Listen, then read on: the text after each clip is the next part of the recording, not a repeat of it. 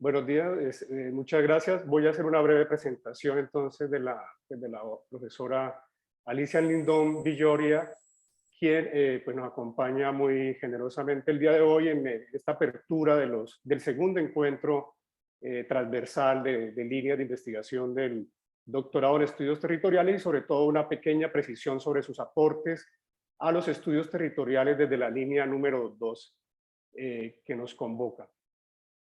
Bien, en primer lugar, pues decir que pues, la doctora Alicia Lindón es geógrafa de la Universidad Nacional de Buenos Aires y es doctora en Sociología del Colegio de México, profesora investigadora del Departamento de Sociología de la Universidad Autónoma Metropolitana, Campus Iztapalapa, en la Ciudad de México, y allí pertenece al cuerpo académico Espacio Social de la Ciudad y al área de investigación Sociología de la Cultura.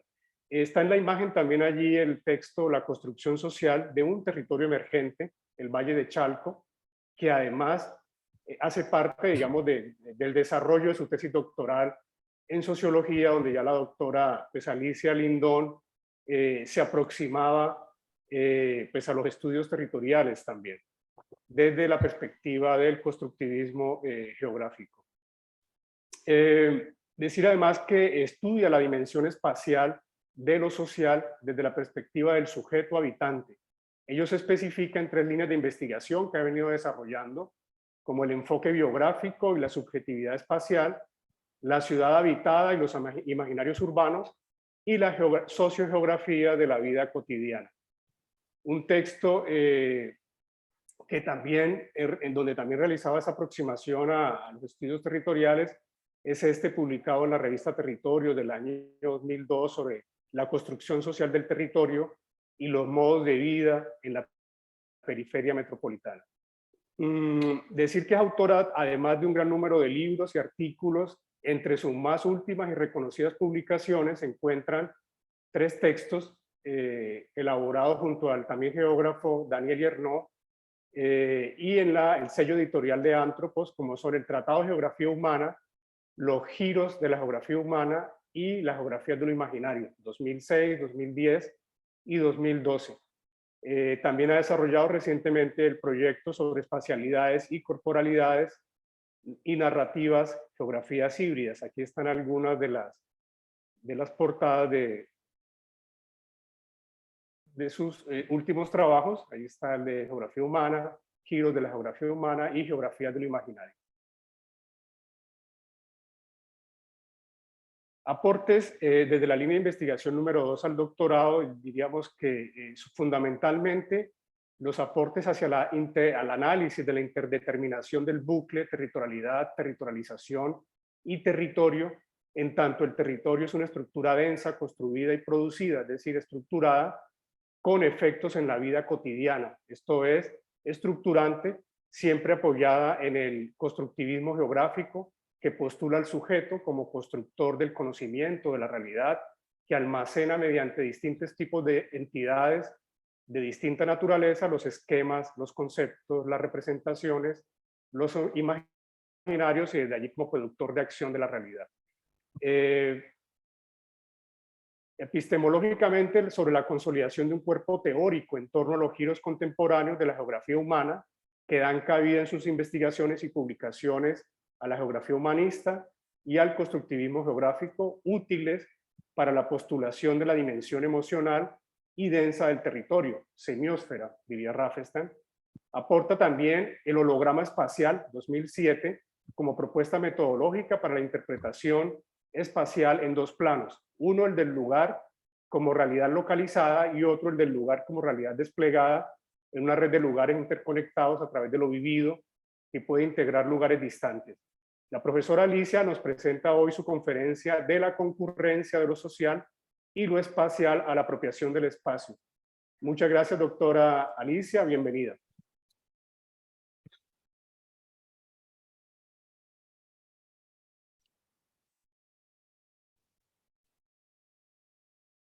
Bueno, empezamos Muchas gracias al profesor Pedro Martínez y al profesor Jorge Andrés Rivera, que son los coordinadores de la línea a la territorialización de las acciones y procesos de metropolización, y quienes le hacen la cordial bienvenida a la doctora Alicia Lindón. Así que adelante, por favor, doctora. Buenos días a todos. Muchísimas gracias por la invitación, por la presentación, a Pedro, a Beatriz Nates, bueno, y a todos los doctorantes que a muchos de ellos ya los conozco, también de manera virtual, pero nos conocemos de ocasiones compartidas durante la pandemia, virtualmente, ¿no? Bueno, en esta ocasión me pareció que podía ser de interés para ustedes por estar precisamente ubicados en un posgrado sobre estudios territoriales, una reflexión que yo vengo planteando hace algún tiempo, y que es esta idea de la concurrencia de lo social y lo espacial. Esta preocupación mía tiene que ver con que evidentemente en las últimas décadas los estudios espaciales acerca de lo espacial han tenido un auge muy importante, un desarrollo muy relevante, y la teoría social, por supuesto, que por otro lado también es un campo ya muy consolidado y, y también ha registrado avances importantísimos. Entonces, reconociendo estos dos carriles por los que el conocimiento viene avanzando, el conocimiento que atañe a las cuestiones territoriales viene avanzando, una preocupación que yo tengo hace mucho tiempo es que esos dos ámbitos no siempre han estado en un diálogo integrado, articulado y enriquecedor. En buena medida han avanzado de manera individual, separada, estos dos campos, y excepto en situaciones y con algunas voces de mucha claridad de pensamiento, se han empezado a dar entrecruzamientos, pero en realidad ha faltado mucho diálogo, ha faltado mucho acercamiento, que para los estudios territoriales evidentemente es muy importante y es muy necesario, es vital. Entonces, por eso lo que les quiero presentar lo titulé así, ¿no? La idea de la concurrencia de lo social y lo espacial, y el tema de la apropiación del espacio. Entonces, esta es la preocupación que yo les pongo como preocupación mía de punto de partida, ¿no? Preocupación no quiere decir que no haya cuestiones interesantes que se estén dando, ¿no? Bueno, y para empezar a pensar en esa concurrencia, me parece que es muy sugerente una cita del geógrafo francés Michel Lousseau, de su libro El hombre espacial, que ya incluso está traducido al español, en el que en algún lugar, en página 35 concretamente, nos dice: el ser humano siempre tiene que ver con el espacio. Realmente es una frase que cualquiera la podría escuchar y decir es irrelevante, es intrascendente, ¿no? No parece una idea en primera vista, en primer momento no parece una idea extraña o que deba ser descifrada, parece que fuera evidente en sí misma. Sin embargo, yo creo que para los efectos de revisar esta concurrencia de lo social y lo espacial es una buena forma de empezar, ¿no? Porque es una forma de reiterar, de recordar que la espacialidad es inseparable de la vida social. Y por eso mismo considero que la espacialidad debería de ser insoslayable en la teoría social. Aunque no siempre es así, pero debería de ser insoslayable. ¿Por qué? Porque el ser humano siempre tiene que ver con el espacio. Y si la teoría social se pregunta por el espacio, por el ser, por los individuos en sociedad, las sociedades configuradoras de individuos, en ese contexto parecería un hueco muy grande no considerar qué papel tiene el espacio, ¿no? Bueno, cuando ya con estas inquietudes nos ponemos a revisar un poco la teoría social, nos encontramos con que, a mi modo de ver, la teoría social ha olvidado mucho la dimensión espacial, o bien la ha incluido de formas muy reduccionistas. ¿Cuáles son esas formas muy reduccionistas? Bueno, las que ya conocemos, ¿no?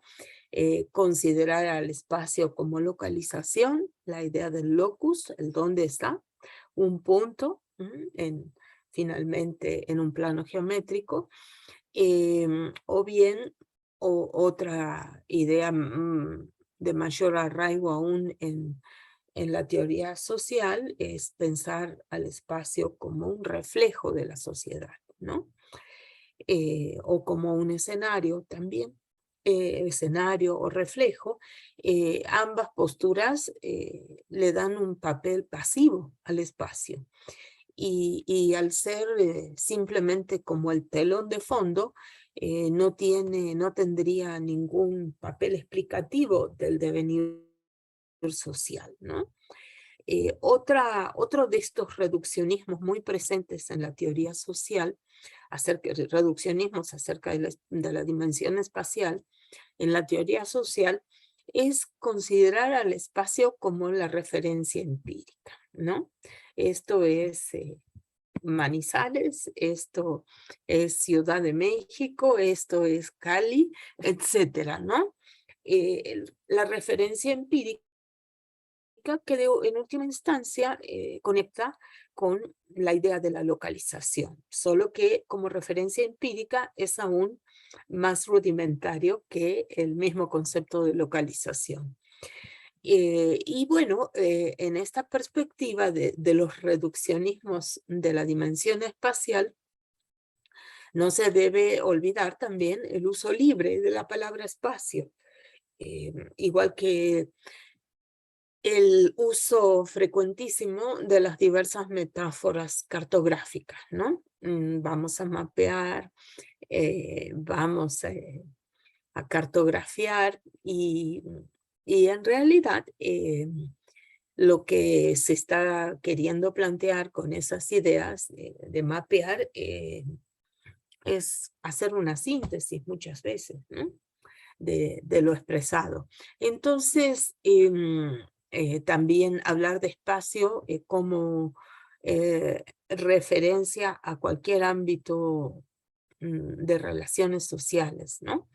Entonces, creo que esto, de parte de la teoría social, esto ha dificultado, ha retardado, ha retrasado esa concurrencia de lo social y lo espacial, ¿no? Evidentemente, esto para mí es un planteamiento crítico que yo hago y que algunos podrán decir, no, no estoy de acuerdo, ¿no? Por supuesto. Ahora, este planteamiento crítico no desconoce que ha habido siempre, bueno, siempre no, pero bueno, ha habido desde hace mucho tiempo voces relevantes en la teoría social que han considerado al espacio con algún nivel de capacidad explicativa de la vida social. O sea, esta crítica no niega que ha habido voces que han hecho lo contrario a esto, ¿no? Bueno, si esto es una crítica muy rápida de parte hacia la teoría social espacial o reduccionista de lo espacial, también creo que es importante hacer una revisión equivalente de la teoría geográfica, considerando que la teoría geográfica siempre se ha dedicado a estudiar la dimensión espacial.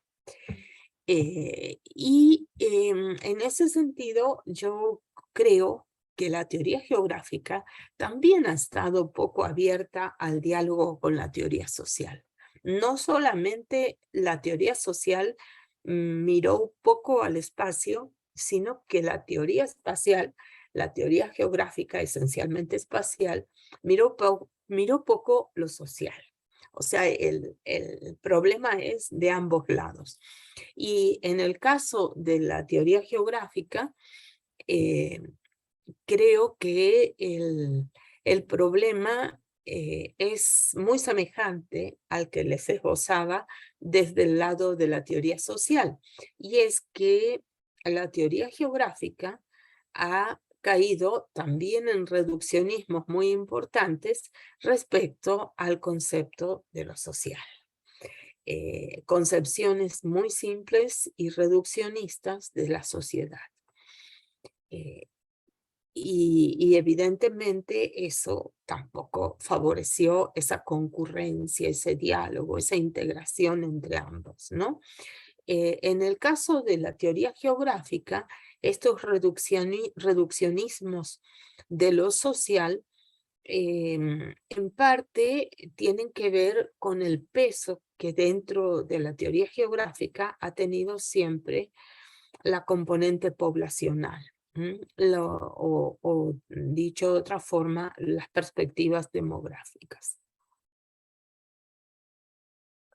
O sea, no estoy negando los aportes y el conocimiento que ha producido la geografía de la población o la demografía en sentido más amplio, sino que por esa vía se ha filtrado a la teoría social, a la teoría geográfica o a la teoría espacial, concepciones muy simples de lo social. ¿Y cuáles son esas concepciones muy simples? Y básicamente el concepto de población. Si pensar el espacio como localización es un reduccionismo, pensar a la sociedad como población es otro reduccionismo. La idea de población es un agregado, ¿no? Y eso tiene que ver con todo el devenir de los estudios demográficos. Entonces, creo que estos dos reduccionismos no han sido un impulso para esa concurrencia tan necesaria de lo espacial y lo social. Esa es la preocupación que yo empecé diciéndoles. Esta presentación la organicé en torno a una preocupación que tengo respecto a este tema, ¿no? Esa es la preocupación, que ha habido reduccionismos de un lado y del otro que no han permitido o que han demorado o que no han ayudado a que se desarrolle de manera más intensa esa concurrencia de lo espacial y lo social. De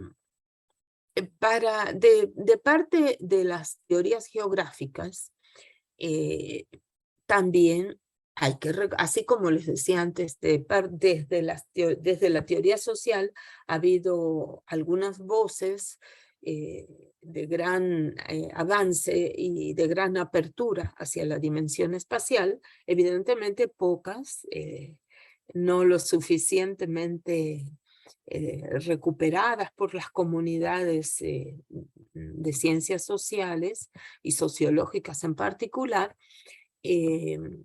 Y desde las teorías geográficas también ha habido voces de gran lucidez que se han preocupado por integrar lo social de otras formas, no en estos reduccionismos. Es decir, los reduccionismos han sido muy frecuentes, han sido la base de la producción de conocimiento, pero ha habido excepciones. Y esas excepciones de ambos lados, desde la teoría geográfica y desde la teoría social, yo creo que tienen que ser, esas excepciones tienen que ser lo que nos fortalezca para seguir avanzando en la concurrencia de lo social y lo espacial.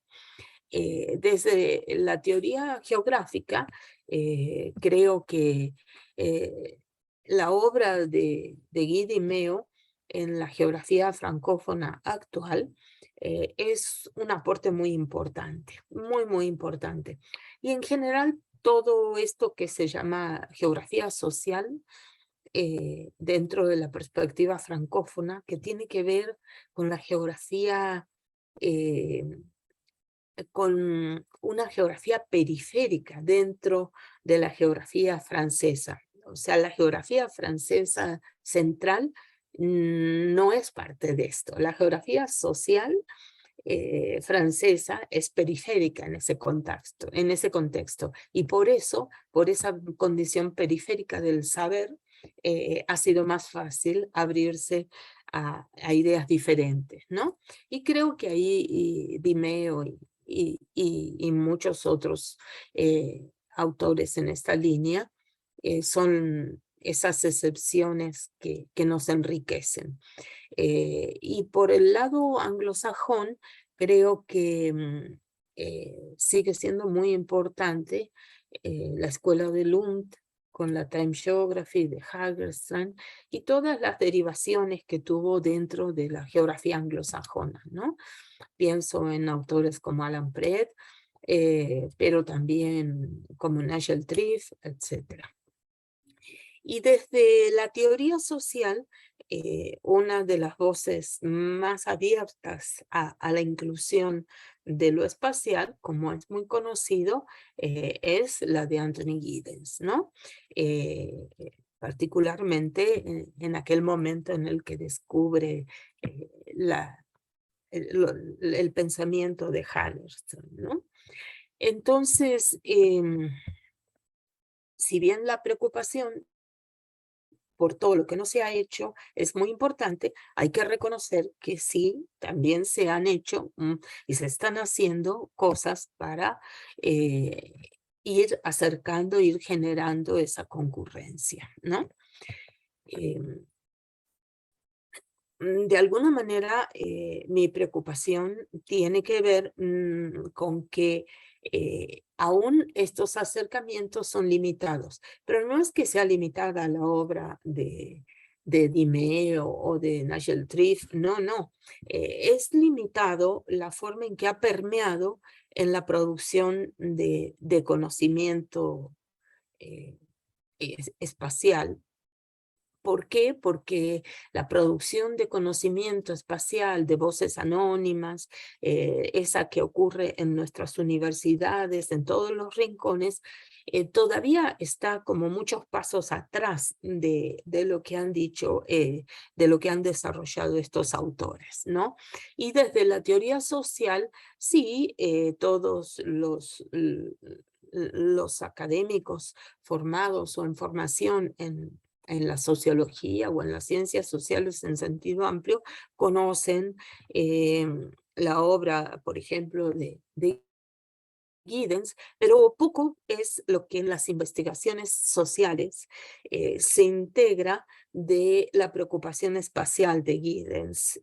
Poco es lo que se integra en las investigaciones empíricas, concretas, que se están desarrollando todos los días en los ámbitos académicos, en ese caso de la sociología.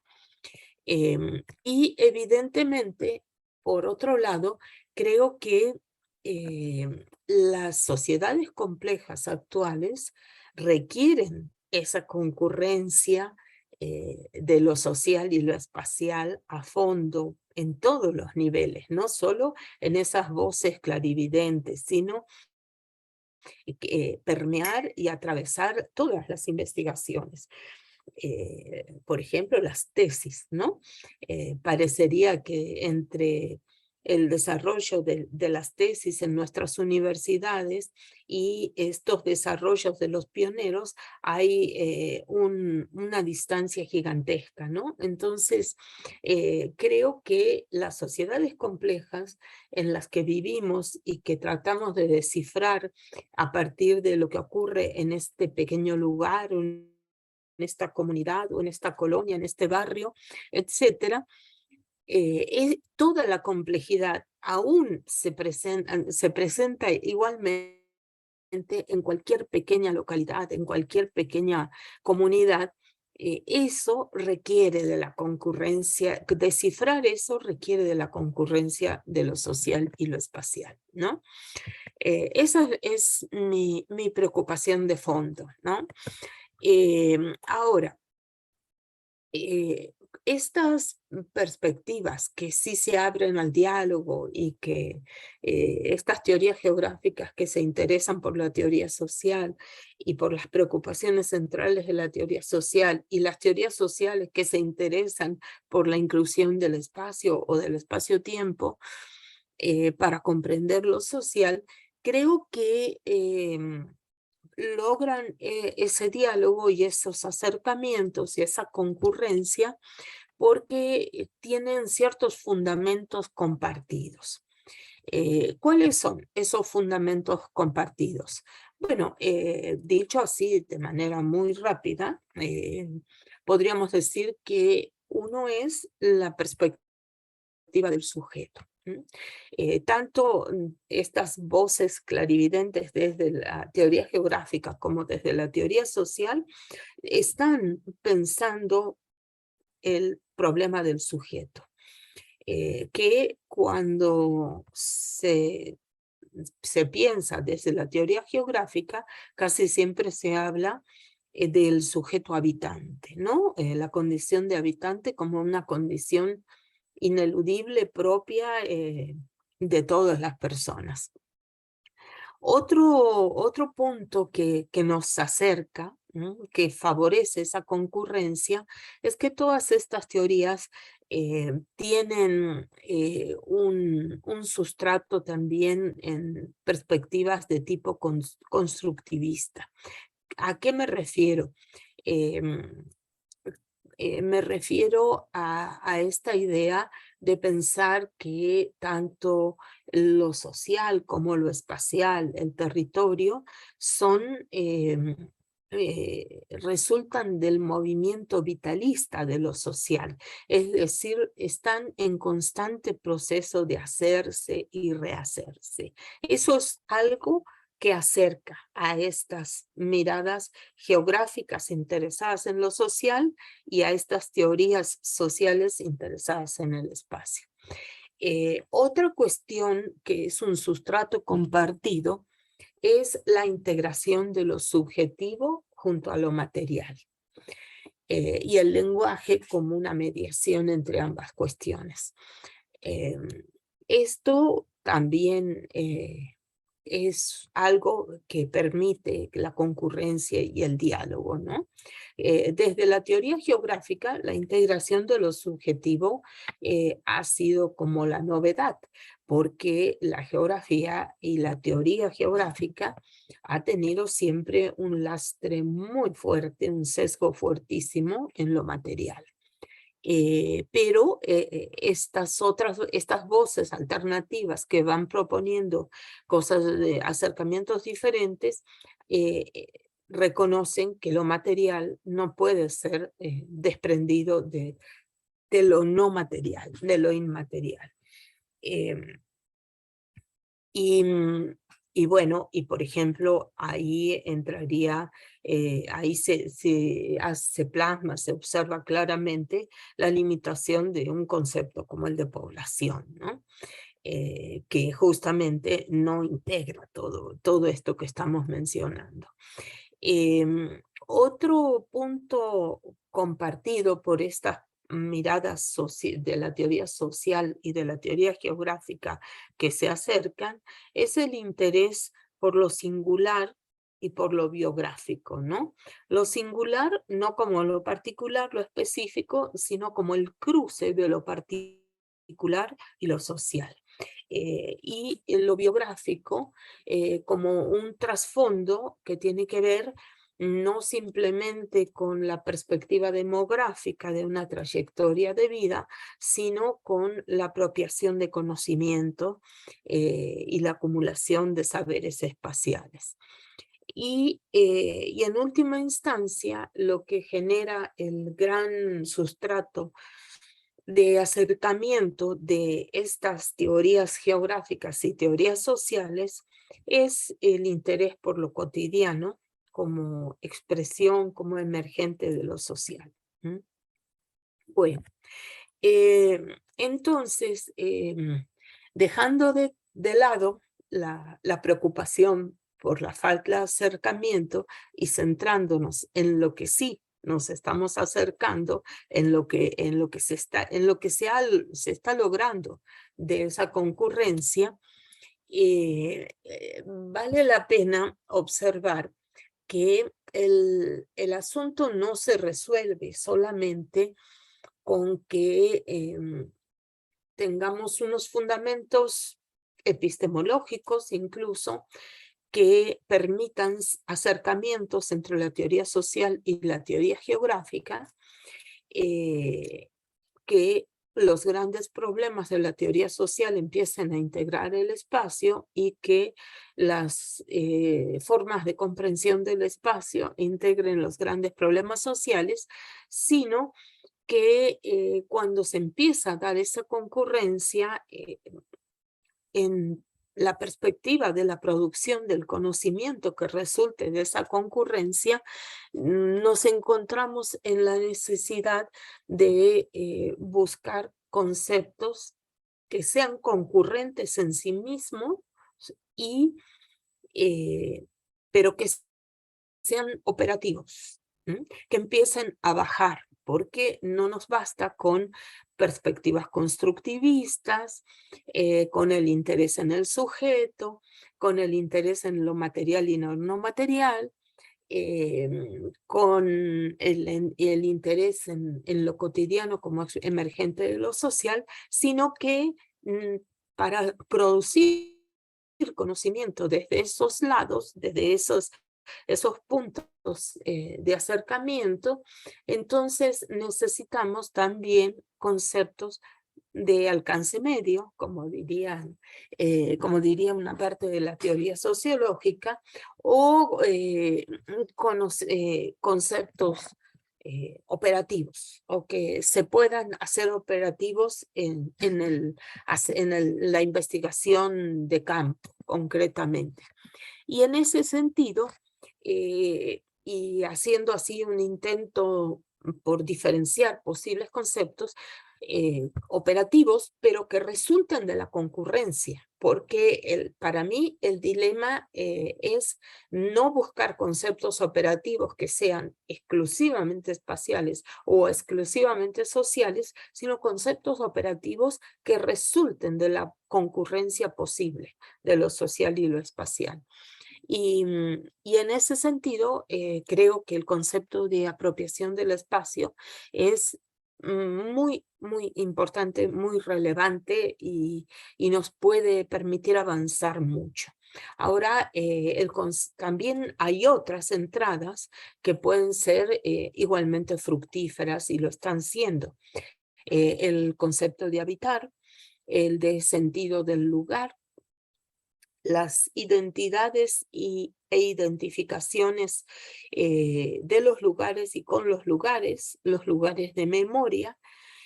Todo esto creo que nos ofrece como que todo esto que les estoy mencionando, creo que constituye algo así como una batería de conceptos operativos, pero resultantes de esa concurrencia, o no sé si resultantes o al menos que se pueden ubicar en esa concurrencia, porque todos estos conceptos, apropiación, el habitar, el sentido del lugar, los lugares de memoria, son espaciales y son sociales. No se pueden despojar ni de lo espacial ni se pueden despojar de lo social, porque pues, el concepto mismo se vería mutilado, no se podría comprender. Entonces creo que son como una batería de instrumentos útiles, benéficos para la investigación empírica que busque producir conocimiento desde esa concurrencia de lo espacial y lo social. ¿Sí? Bueno, evidentemente identificarlos así como yo los identifiqué en la transparencia, que es una simplificación, parecería que la apropiación del espacio es algo totalmente distinto que el habitar y totalmente distinto que el sentido del lugar y que los lugares de memoria. Pero no, eso simplemente tiene que ver con este ejercicio por sistematizar algunas ideas. En realidad, la apropiación del espacio siempre tiene que ver con el habitar. Es imposible de deslindar del habitar, y el sentido del lugar también es imposible deslindarlo de la apropiación y del habitar, y los lugares de memoria también, ¿no? Entonces es un ejercicio, ponerlo así, con viñetas en una transparencia, no estoy queriendo decirles que lo veo como conceptos totalmente separados uno de otro, ¿no? No, en realidad están totalmente entrelazados. Bueno, entonces, de todas esas entradas, ahora solamente les quiero presentar algunas ideas sobre la apropiación espacial. Obviamente, en otra ocasión podríamos hacer algo semejante sobre el sentido del lugar, sobre el habitar, sobre los lugares de memoria, etc. El concepto de apropiación espacial es, a mi modo de ver, de una riqueza enorme en estas perspectivas integradoras. ¿Por qué? Bueno, por un lado, porque está exactamente ubicado, igual que el habitar y que el sentido del lugar y los lugares de memoria, está enteramente ubicado en la concurrencia de lo social y lo espacial. La apropiación la realizan los sujetos que habitan los diversos lugares. Es un acto complejo apropiar un lugar, crear ese vínculo por el cual la persona se apropie, o el grupo o el social se apropie del lugar. Se puede pensar como un acto complejo, pero, o sea, es enteramente social, tiene que ver con prácticas, con acciones, con sujetos, pero lo que se apropia tiene que ver con los lugares. Y no solo en su aspecto material se da la apropiación, sino también en cuanto al sentido, ¿no? Entonces, creo que el concepto de apropiación es muy rico porque está exactamente ubicado en ese cruce, en esa concurrencia, en ese encuentro de lo social y lo espacial. Y la otra parte de la riqueza de este concepto, en mi perspectiva, tiene que ver con que la apropiación espacial no es un concepto totalmente, que pueda ser totalmente demarcado en cuanto a fronteras, sino que creo que su riqueza radica en que es una forma de aproximarse a la concurrencia de lo social y lo espacial. ¿Por qué digo no está totalmente demarcado la apropiación espacial? Porque cuando lo tomamos como concepto operativo en una investigación, en realidad lo que nos vemos siempre arrojados a realizar es a comenzar a desplegarlo en temáticas y subtemáticas, en un proceso inacabado, O sea, todo proyecto de investigación tiene que tener un punto final y bueno, sí, por ejemplo, una tesis o lo que fuera. Pero como proceso de producción de conocimiento, de descifrar, de comprender una realidad, es un proceso inacabado. Le ponemos punto final a los proyectos de investigación de manera artificial por los encuadres institucionales, pero como proceso intelectual de producción de conocimiento es inacabado. Y en ese sentido, el concepto de apropiación espacial resultante de esa concurrencia de lo social y lo espacial, para ser puesto en movimiento, para ser puesto en operación en investigaciones empíricas, tiene que empezar a ser especificado en distintas temáticas y subtemáticas. Creo que eso le da más riqueza. Alguien diría, bueno, pero entonces no me resuelve todo el problema. No, no resuelve todo el problema. Me resuelve, me abre, me genera una entrada, metodológicamente hablando. Pero en realidad la riqueza está en cómo lo voy a ir aterrizando, ese concepto. Bueno, yo lo veo así, pero todo es discutible, ¿no? Y bueno, de manera concreta, no les pregunté, perdón, ¿se escucha bien? Sí, profesora, Sí, señora. perfecto. Sí, bueno. Sí. Bueno, ¿y en qué tipo de temáticas y subtemáticas se puede ir abriendo la apropiación espacial?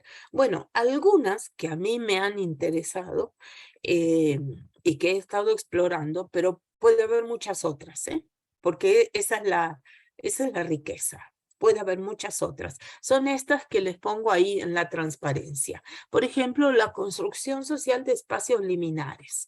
O sea, esta cuestión de los espacios liminares tiene que ver, es como una forma de hacer operativa la apropiación espacial. En ocasiones, la apropiación espacial lleva a la construcción social de espacios liminares. Otra que a mí me ha interesado mucho es la construcción social de territorios de la espera. El asunto este de los territorios de la espera me parece súper relevante. Ahora, súper relevante porque estamos en un momento en el que vivimos cotidianidades y espacialidades totalmente aceleradas. Entonces, la idea de territorios de la espera parece que va a contracorriente de la historia, por eso me resulta más relevante. Otra forma pero ahora se los comento con más detalle. Otra forma de aterrizar la apropiación del espacio es el asunto de la circulación de las afectividades en el espacio público. ¿Cómo se da la circulación de formas de sentir y de afectar al otro y al otro y al otro en el espacio público, aún entre desconocidos?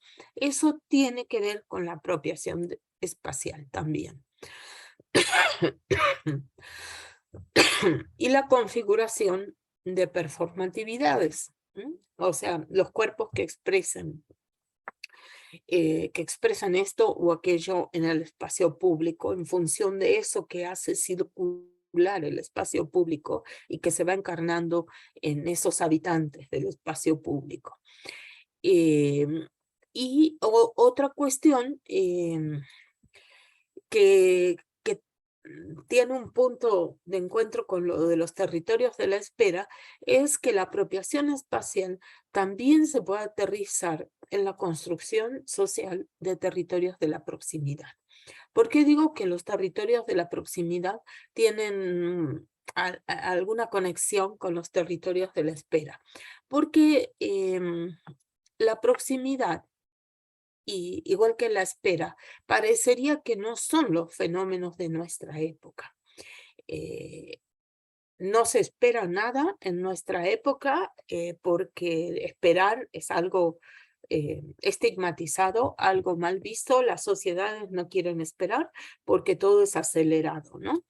Y la tecnología lo que nos abrió es a las conexiones distantes. Acá nosotros somos el mejor ejemplo, ¿no? Ciudad de México, Cali, Manizales y quién sabe alguna más por ahí. Entonces somos las sociedades de las conexiones espaciales remotas, hasta ahora las más abocadas a eso, ¿no? Entonces, frente a eso, lo próximo parece que deja de ser relevante. Bueno, pero sin embargo, resulta que al estudiar lo cotidiano, la apropiación espacial de territorios de la proximidad sigue siendo relevante. Y sigue habiendo territorios y se crean nuevos territorios de la espera. Entonces, tanto el tema de la espera como el de la proximidad me resultan aterrizajes relevantes de la apropiación espacial porque van a contracorriente del espíritu de nuestra época, ¿sí? Pero a pesar de que van a contracorriente, ahí están, no desaparecen, siguen siendo importantes. Bueno, entonces, así para recapitular un poco, y además ya va pasando bastante tiempo, vale la pena recordar cómo se ha comprendido, cómo se ha concebido la apropiación espacial. Y es muy interesante destacar que justamente como es un concepto que surge claramente en la concurrencia de lo social y lo espacial, ha habido acercamientos y desarrollos realizados por intelectuales que partían de la teoría social y otros que partían de las teorías geográficas. Entonces, en ese sentido, bueno, por ejemplo, a mí me parece muy, muy importante recordar a Perla Serfati, que viene de la teoría social, tiene formación de socióloga y psicóloga, ¿no?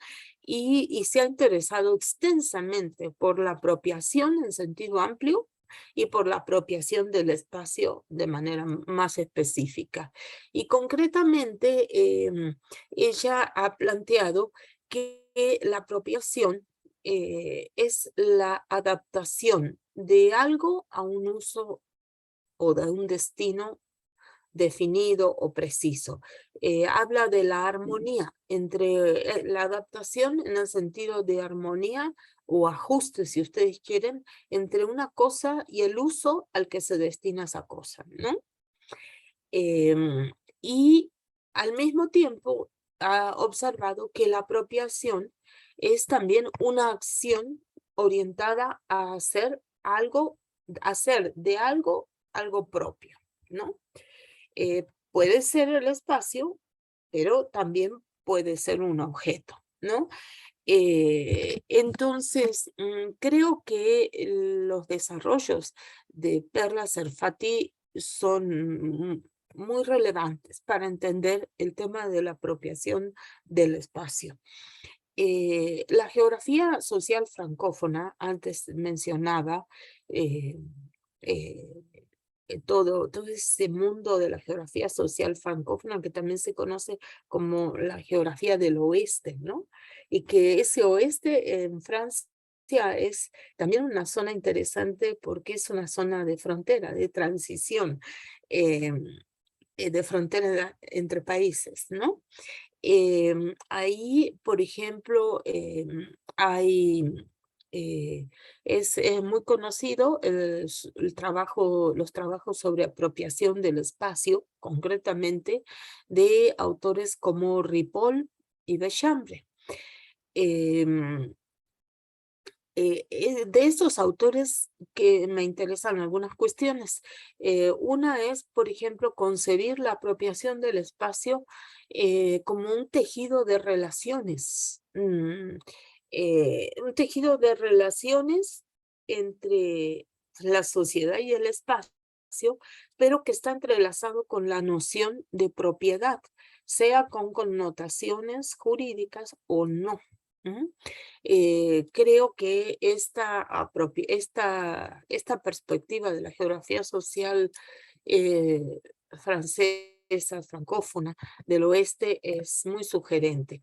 También cuando hablamos de la apropiación del espacio, no hay que olvidar que uno de los antecedentes más importantes tiene que ver con el pensamiento de Lefebvre, ¿no? Para Lefebvre, ya en los años 70, la apropiación del espacio fue la clave para comprender la vida cotidiana y más específicamente los modos de vida urbanos, y asoció la apropiación del espacio a su concepto emblemático del derecho a la ciudad, ¿no? Entonces, para Lefebvre, la apropiación del espacio consiste, hay que recordar esto, consiste en el arte de vivir la ciudad y de participar en sus actividades. Y de manera ya más operativa, se puede recordar también que para Lefebvre, la apropiación del espacio urbano, de la ciudad, porque él lo estaba llevando a ese ámbito, resulta siempre de conjuntos de prácticas que le dan características particulares al lugar y lo transforman en espacio vivido, ¿no? Su concepto de, ya que esto ya se va especificando en su última o gran obra, ¿no? La producción del espacio. También la apropiación del espacio apareció, en este caso desde la teoría social, en otro gran pensador del siglo XX como fue Pierre Bourdieu. Y para Bourdieu es muy interesante que para Lefebvre la producción del espacio tenía que ver con ese vivir la ciudad, esos conjuntos de prácticas con las cuales podemos vivir y participar en la ciudad. Y ahí estaba parte del carácter innovador de la apropiación del espacio. Tenía para Lefebvre un sentido de innovación, un sentido de creación, ¿no? Desde las teorías sociales siempre el dilema está entre la producción y la reproducción. Para Lefebvre esas prácticas de apropiarse, de hacer nuestro el espacio, de apropiarnos del espacio público, de la ciudad, de los centros de las ciudades, por ejemplo, decía. Eso era parte de la riqueza, lo que en los estudios de vida cotidiana Lefebvre llamó la riqueza. Hablando de la riqueza, no como la riqueza de los economistas, sino la capacidad de crear sociedad, de producir, y no simplemente de reproducir. Entonces, para la apropiación del espacio para Lefebvre tenía ese sentido de producción de lo social, de crear, de innovar, de riqueza de lo cotidiano, y no de miseria de lo cotidiano, que para Lefebvre hay que acordarse que la miseria es la repetición. Para Bourdieu, la apropiación del espacio, que también le interesó, es parte de los procesos de adquisición cultural de los diversos hábitos. Por ejemplo, residir en ciertos lugares que otorguen prestigio, o residir y apropiarlos, ¿no? Apropiarlos con el lugar, como lugares de residencia a ciertos áreas de la ciudad que otorgan prestigio, o bien apropiar a través de la residencia de las prácticas que supone residir en un lugar, aquellos otros lugares que en vez de otorgar prestigio, otorgan estigma, ¿no? Entonces, en el caso de Bourdieu, la apropiación espacial no sería creativa, la conquista de los lugares, el derecho a la ciudad, a participar, sino sería una forma de profundizar el orden social. ¿Por qué? Porque la apropiación para Bourdieu tiene que ver con procesos de adquisición cultural de los hábitos. Y ahí está o sea, la estructura estructurante, ¿no? Esa parte que lleva a la repetición, ¿m? Y no tanto a la creación. Entonces, ¿por qué les planteo estas dos caras? Bueno, porque no solo que la apropiación del espacio no es un concepto demarcable claramente y monolítico, sino que además ha sido abordado por los diversos autores de distintas formas. Lo mismo decíamos recién recordando a Perla Serfati. Ella habla de la armonía entre algo o un lugar, podríamos decir, y el uso que se le da. Pero también dice, pero también la apropiación es hacer mío el lugar, ¿no?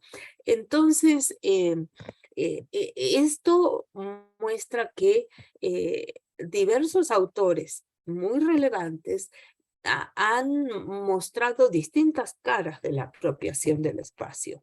Y hay que pensarlo no como, como perspectivas opuestas, sino como un abanico de posibilidades para la investigación empírica, ¿no?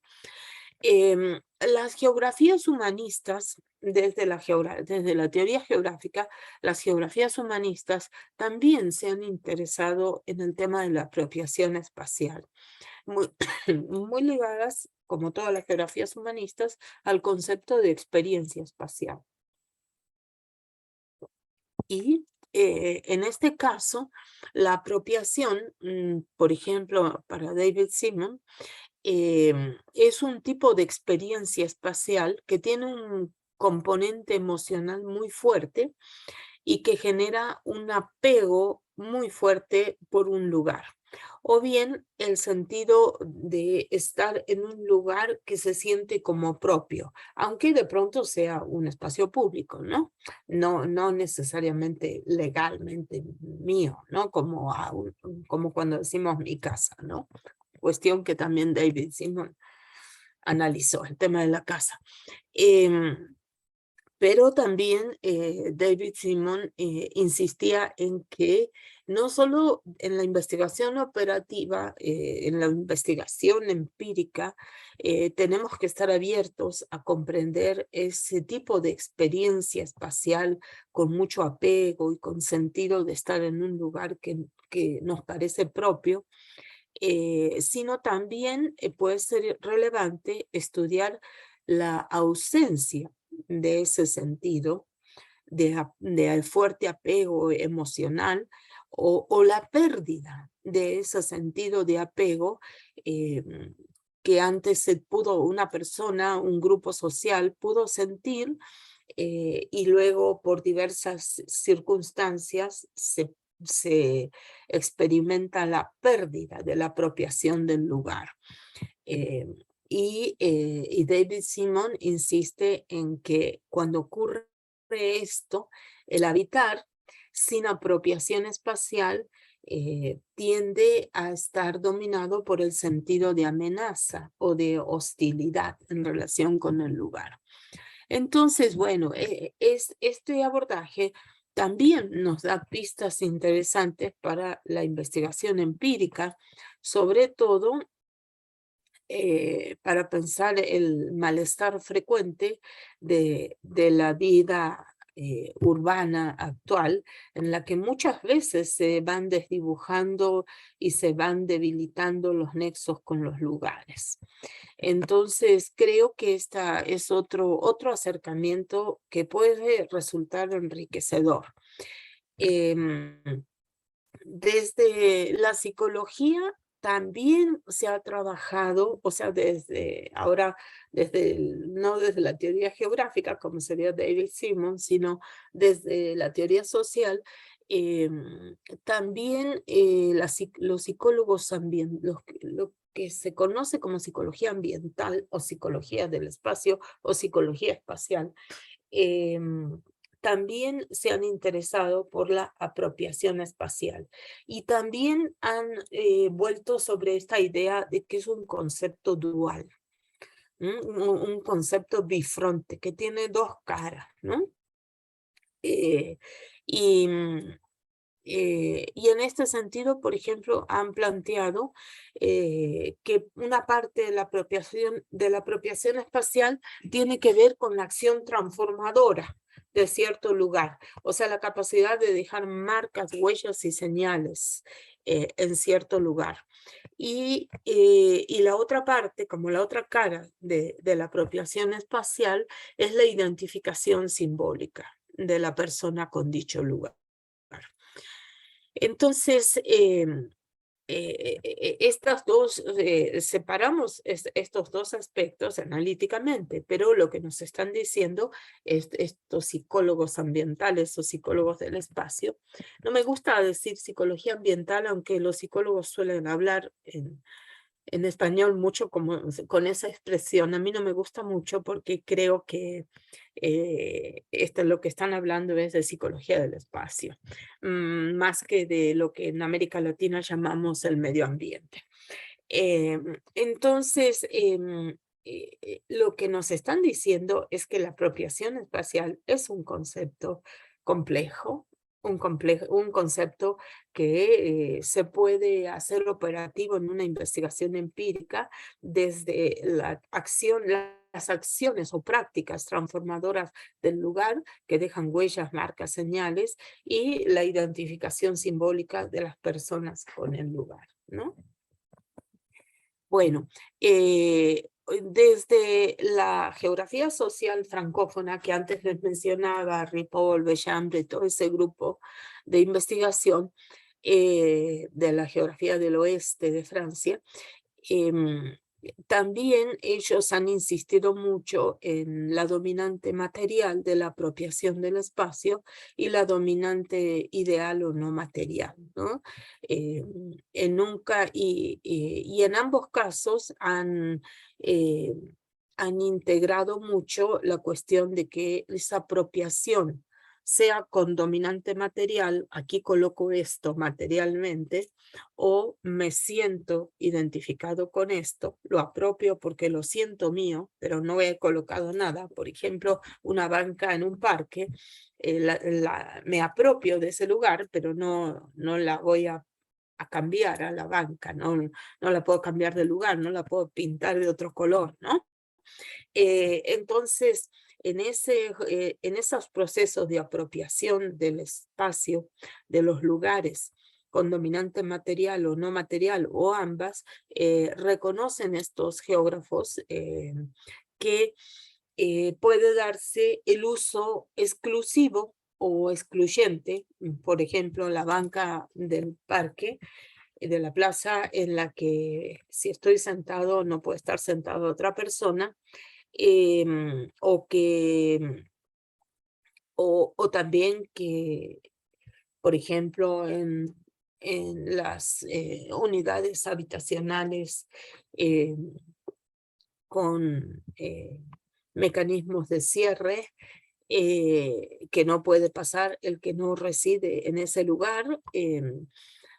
Entonces, ahí se da esto del uso exclusivo y excluyente. No solo puede estar la dominante material o la dominante ideal, sino que hay una exclusión. No cualquiera puede pasar, es una calle cerrada, ¿no?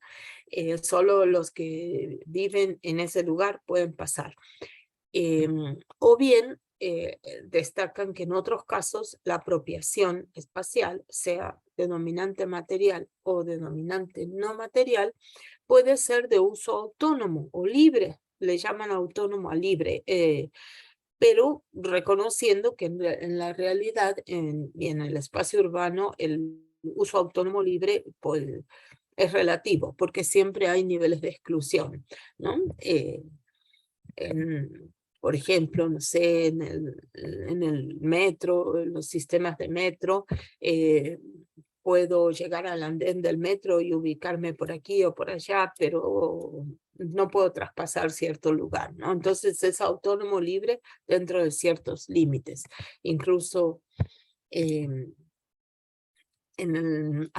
por ejemplo, en la Ciudad de México existe este asunto de los vagones del metro solo para mujeres, ¿no? Eso es de uso exclusivo, excluye a los hombres, ¿no? Claro, son algunos. Y esto vale tanto para la apropiación con dominante material como con dominante no material. En fin. También considero que el tema de la apropiación espacial se enriquece mucho si incluimos la dimensión temporal. Siempre cuando estudiamos el espacio sabemos que todo espacio es un tiempo, ¿no? Entonces, la inclusión de la dimensión temporal en la apropiación espacial también nos enriquece.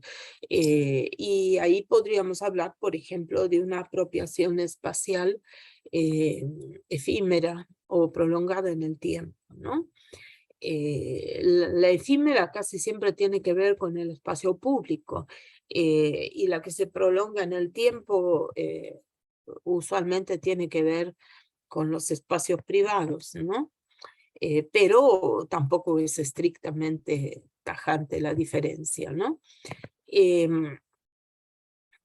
Entonces, bueno, creo que para ir cerrando todo esto, yo les diría que la apropiación, la apropiación del espacio siempre implica, siempre involucra, incluye, integra lo social.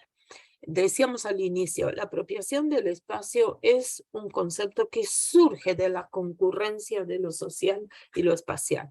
Efectivamente, siempre involucra lo social, porque el acto de hacer propio es un acto que pueden desarrollar los actores sociales. Y de alguna, y también esa forma de hacerlo propio también corresponde a un orden social. Por ejemplo, la componente jurídica está avalando un orden social. Eso no quita que en la apropiación del espacio no puedan surgir formas innovadoras y revolucionarias y que alteren y que cambien, etc. También por esta por esta necesaria integración de lo social, muchas veces la apropiación del espacio ha sido estudiada a la luz del clásico tema de las desigualdades sociales o incluso de la segregación urbana, la segregación en las ciudades, ¿no? Digamos que para cerrar esto, podríamos enfatizar que la apropiación del espacio no solo siempre incluye lo social, sino que siempre incluye lo espacial, que tiene que ver con lo material, pero también con lo no material, que tiene que ver con el tiempo, ¿no? Con la temporalidad, a veces extensa, a veces efímera, a veces en ciertos intervalos. Entonces, creo que, digamos que la apropiación del espacio, estudiar la apropiación espacial es una entrada potente, ¿no? Potente, pero también tiene esta característica que les mencionaba al inicio. Les decía yo, la apropiación del espacio, uno de sus aspectos más atractivos en términos de los procesos de producción de conocimiento territorial, es que no es un concepto totalmente demarcado, está abierto. ¿Eso qué quiere decir? Que hay que aterrizarlo, que hay que llevarlo, hay que ir especificándolo, ¿no?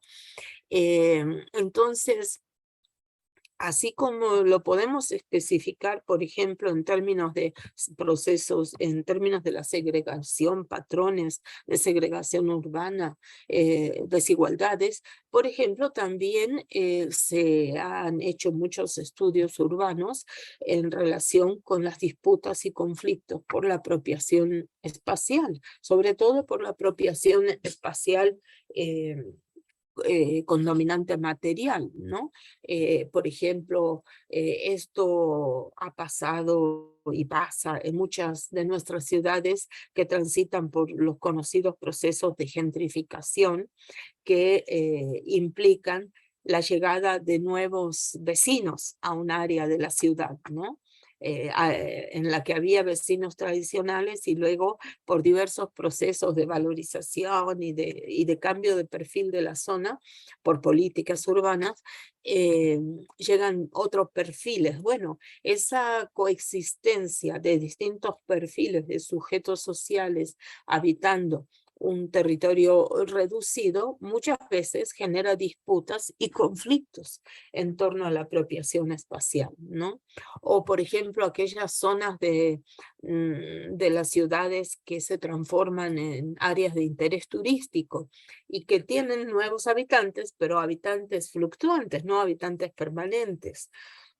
Como los que ocurre con la gentrificación, esas áreas de, digamos, de gentrificación turística, si se pudiera decir eso, traen nuevos habitantes, pero como habitantes que están hoy, mañana no, pero esos habitantes apropian el lugar de distintas formas que los habitantes permanentes.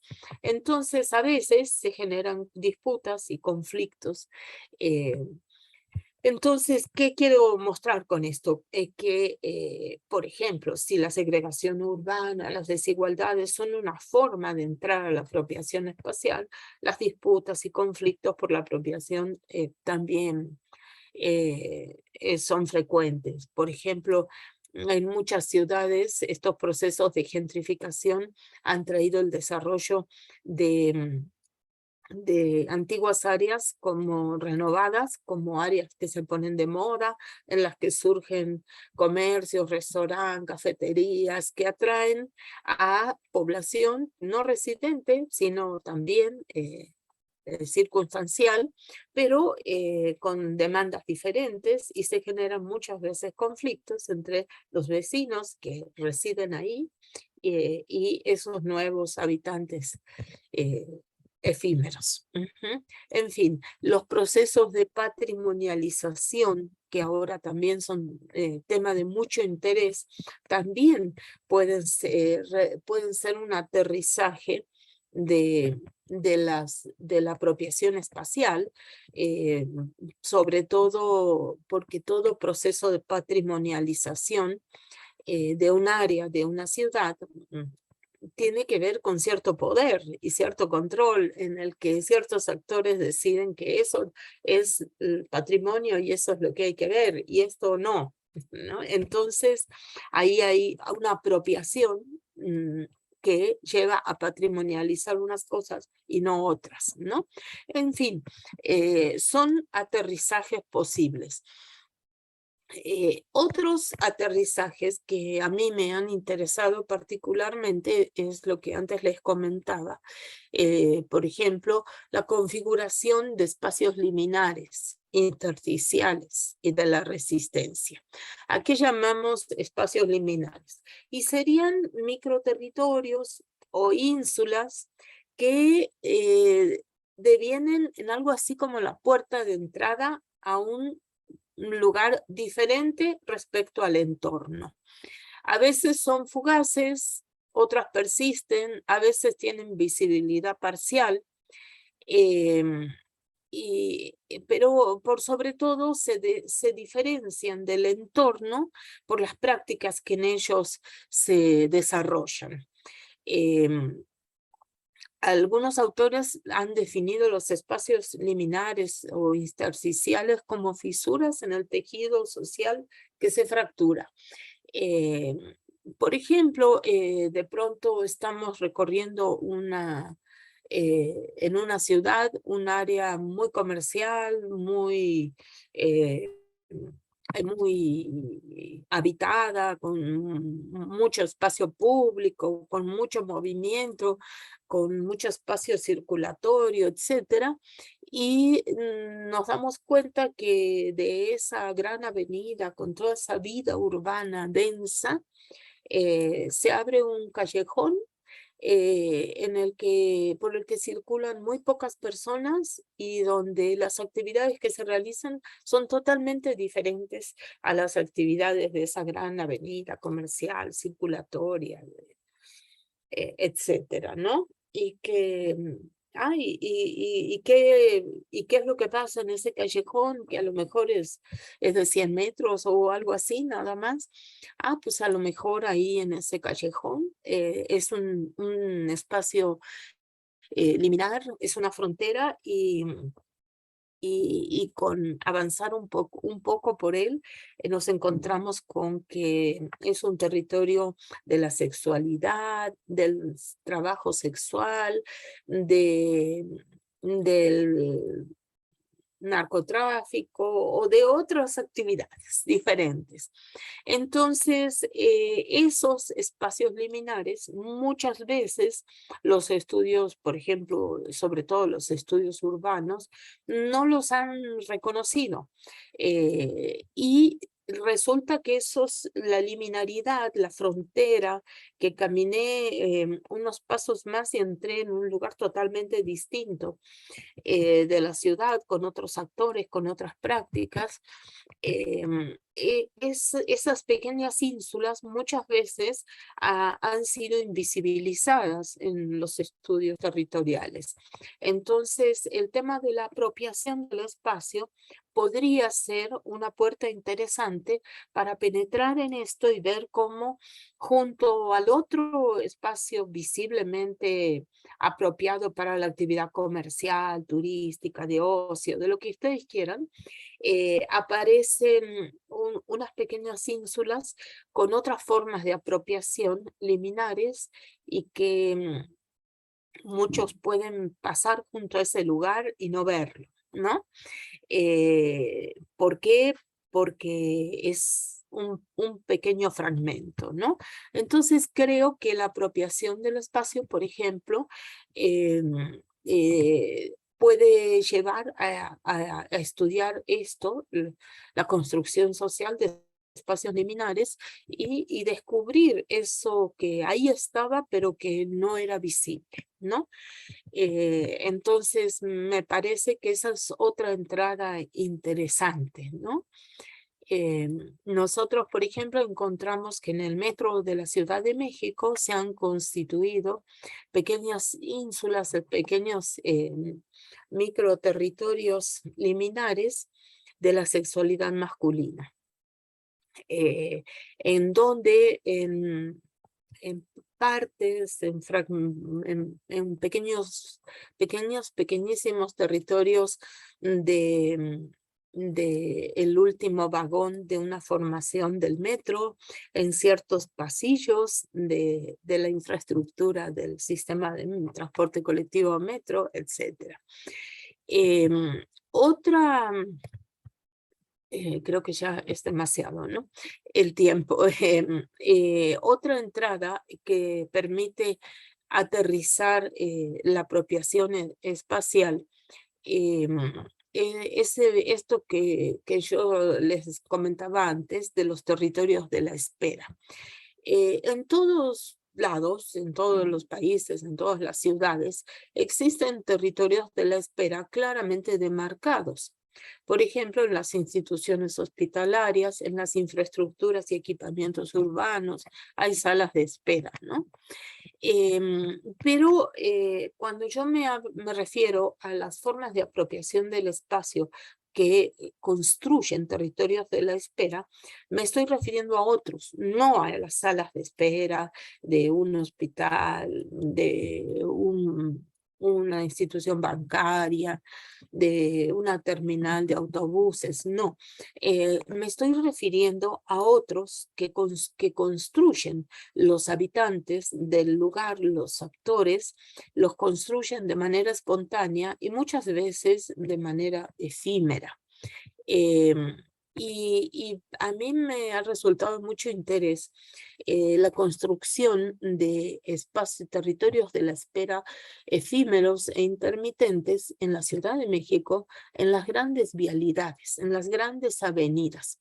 Y los territorios de la espera tienen que ver con la congestión vehicular y también con el ritmo propio de la circulación vehicular en las grandes avenidas. Entonces, ¿de qué estoy hablando? Estoy hablando de este fenómeno por el cual, por ejemplo, en una gran avenida, cuando los semáforos detienen el avance vehicular, podemos observar que aparecen junto al semáforo, delante de los automóviles detenidos, un conjunto de actores que se apropian de ese cruce de las dos avenidas y comienzan a realizar representaciones, coreografías, ya sean acrobacias, oferta, venta de productos, de servicios, los limpia parabrisas, los vende de Coca-Colas, aguas, o simplemente los que hacen acrobacias y representaciones. Y se apropian de ese lugar y lo constituyen en un territorio de la espera. Para ellos es un territorio de trabajo, pero para el automovilista, que es el que se detuvo y que no puede avanzar, es un territorio en el que está esperando. Y en ese instante, en esos minutos que dura esta puesta en escena, en ese lugar febril de mucho movimiento, de circulación permanente, parece que se detiene todo y se reconstruye un territorio totalmente distinto.